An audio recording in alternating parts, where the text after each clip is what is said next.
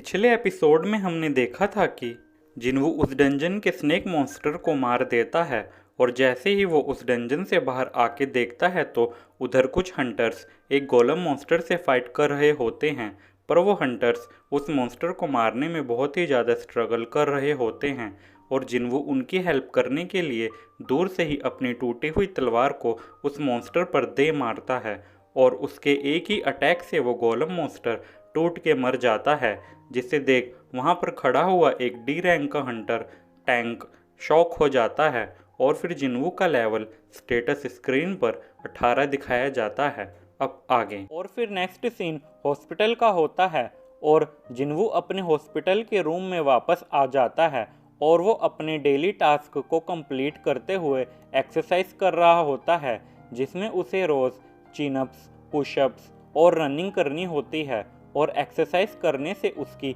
अच्छी खासी बॉडी भी बन गई होती है। और एक नर्स जैसे ही उसके कमरे में आती है तो जिन्वू सामने ही पुशअप कर रहा होता है और वो शर्माते हुए अपना फेस दूसरी साइड घुमा लेती है और सॉरी बोलते हुए मुझे ऐसे नहीं आना चाहिए था कहती है और जिन्वू उठकर खड़ा हो जाता है और अपनी शर्ट पहनने लगता है और वो नर्स छुपके छुपके उसको देखते हुए कहती है कि जब ये बंदा यहाँ पर आया था तो क्या तब भी इसकी बॉडी ऐसी ही थी। और फिर वो नर्स जिन्वू से पूछती है कि क्या तुम्हारा आज डिस्चार्ज होने वाला है और जिन्वू उसे हाँ आज होने वाला है कहता है और फिर वो नर्स शर्माते हुए जिन्वू से अगर तुम्हें बुरा ना लगे तो क्या तुम मुझे अपना नंबर दे सकते हो कहती है और ये सुन के जिन्वू थोड़ा हैरान हो जाता है और सोचता है कि शायद कोई टेस्ट के रिजल्ट्स अभी आने बाकी होंगे जो ये मुझे बाद में सेंड करेंगे और ये सोचते हुए वो अपना नंबर उस नर्स को दे देता है। और फिर नेक्स्ट सीन जिन्वू के घर का होता है जहां उसकी बहन जीना कॉलेज जाने के लिए तैयार हो रही होती है और जैसे ही वो बाहर जाने लगती है तो जिन्हू भी अपने कमरे से बाहर आ जाता है और जीना से पूछता है कि क्या तुम कॉलेज जा रही हो और जीना उसे अच्छा तुम उठ गए और हाँ मैं कॉलेज जा रही हूँ कहती है और जिन्हू उसे कहता है कि मैं तो सुबह ही उठ गया था, बस थोड़ी एक्सरसाइज कर रहा था। अब जीना जिन्वू की बॉडी देखकर बहुत ही ज़्यादा चौंक जाती है और कहती है कि तुम एक्सरसाइज ही कर रहे हो ना, और उसके सामने खड़ी हो जाती है और कहती है कि तुम्हारी तो हाइट भी अब पहले से काफ़ी ज़्यादा बढ़ गई है। मुझे नहीं पता था कि लड़कों की 20 साल के बाद भी हाइट बढ़ती है। और ये सुन के वो उसे ये सब फालतू की बात मत करो, तुम चुपचाप कॉलेज जाओ कहता है और एक अम्ब्रेला को उसके बैग में रख के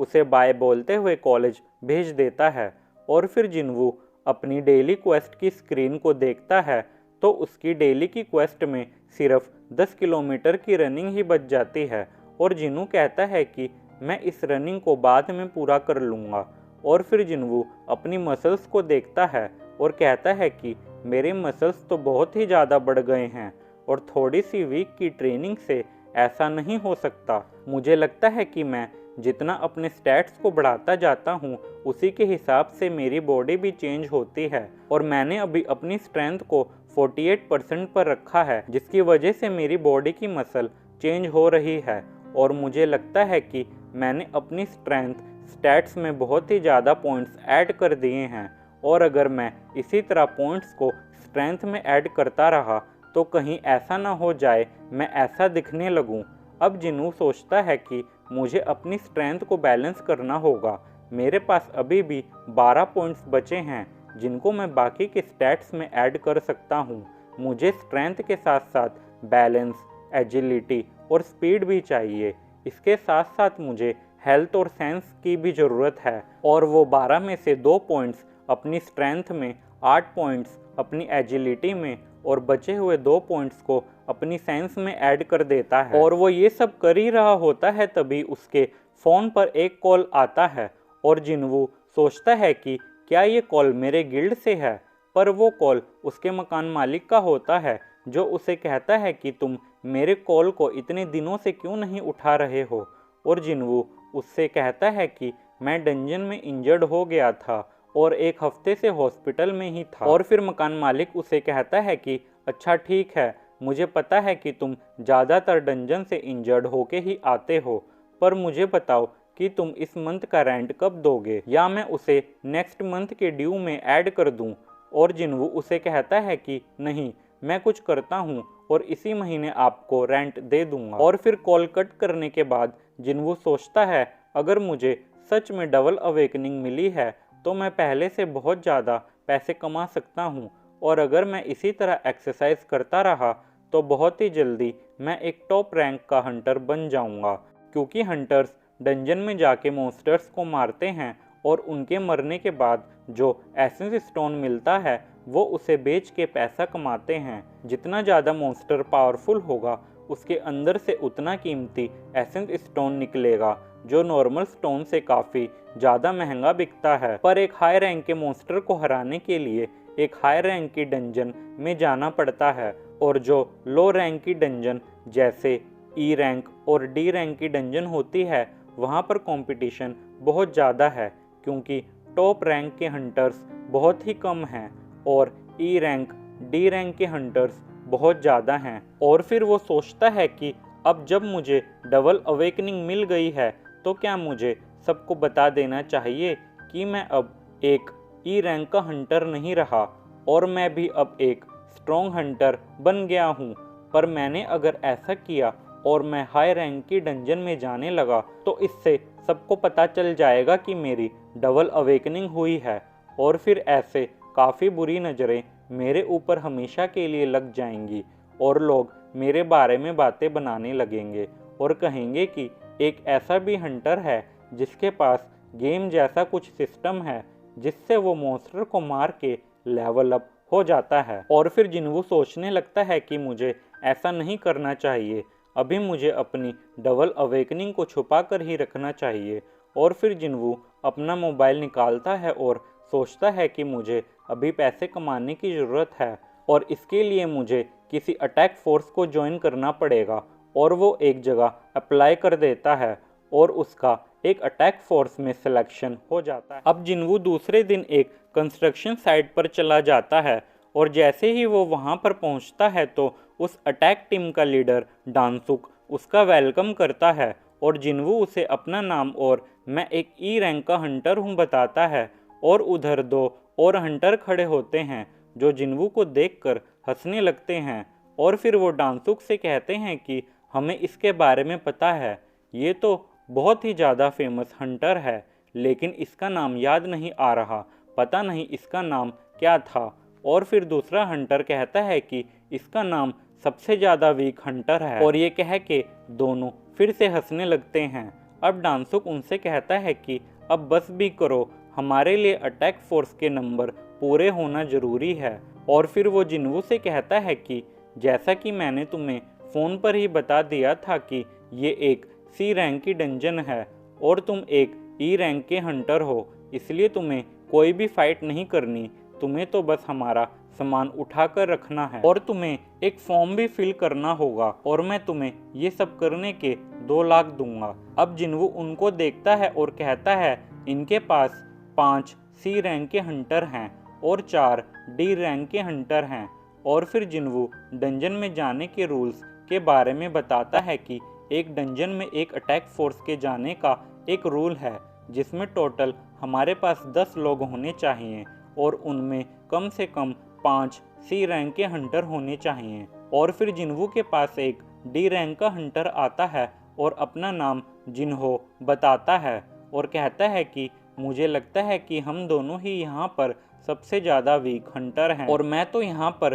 डी रैंक में सबसे ज़्यादा कमज़ोर हंटर हूँ। और फिर जिन्वू जिन्हो को देखता है और जिन्हो ने अपनी बॉडी पर बहुत ही ज़्यादा महंगे आर्मर पहने होते हैं, और ये देख के जिन्वू हैरान हो जाता है और सोचता है कि ये बहुत बड़े अमीर घर से लग रहा है। अब जिन्वू देखता है कि उनके साथ कोई भी हीलर नहीं है और वो डांसुक से पूछता है कि क्या तुम अपने साथ कोई हीलर नहीं लेके जा रहे, और डांसुक उससे कहता है कि नहीं, ये मेरी स्पेशल अटैक फोर्स है, इसलिए कोई भी हीलर हमारे साथ जाने को तैयार नहीं है, और वैसे भी हम लोग हमेशा ऐसे ही जाते हैं। अब जिन्वू उस कॉन्ट्रैक्ट को फिर से देखता है तो उसमें एक लाइन लिखी होती है कि इस डंजन के अंदर अगर उनके साथ कुछ भी होता है तो उसकी जिम्मेदारी उनके बॉस यानी कि डांसुक की नहीं होगी। और ये पढ़ के जिन्वू कहता है कि इनके पास एक भी हीलर नहीं है, तो इस लाइन को मानना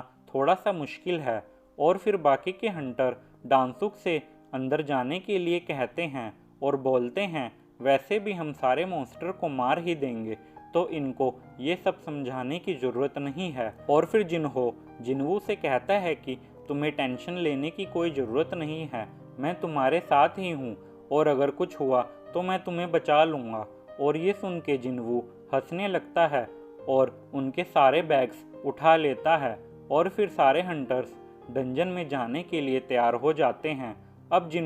जिन्वू से बोलता है कि ये बैग्स ज़्यादा भारी लग रहे हैं, क्या मैं तुम्हारी हेल्प कर दूं? और जिन्वू उसे नहीं, मैं इन्हें खुद ही उठा लूँगा कहता है। अब जिन्हो की बाकी सारी बातें सुनते सुनते बहुत ही ज़्यादा बोर हो जाता है और इतने में वो लोग उस डंजन के गेट के सामने पहुंच जाते हैं और सारे हंटर्स डंजन का पोर्टल देख के ये पोर्टल तो नॉर्मल से बहुत ज़्यादा बड़ा लग रहा है कहते हैं। और डांसू का पार्टनर भी उसे कहता है कि तुम्हें पक्का पता है ना, ये सी रैंक की ही डंजन है। और डांसुक उसे कहता है कि हाँ मुझे पक्का पता है और गिल्ड वालों ने भी कंफर्म करके बताया है कि ये एक सी रैंक की ही डंजन है। अब जिन्हो डंजन के गेट को देख के डर जाता है और ये देख के जिन्वू उससे पूछता है कि क्या तुम डंजन में पहली बार आए हो? और फिर जिन्वू बताता है कि डंजन के गेट का साइज बड़े होने से मैटर नहीं करता, बल्कि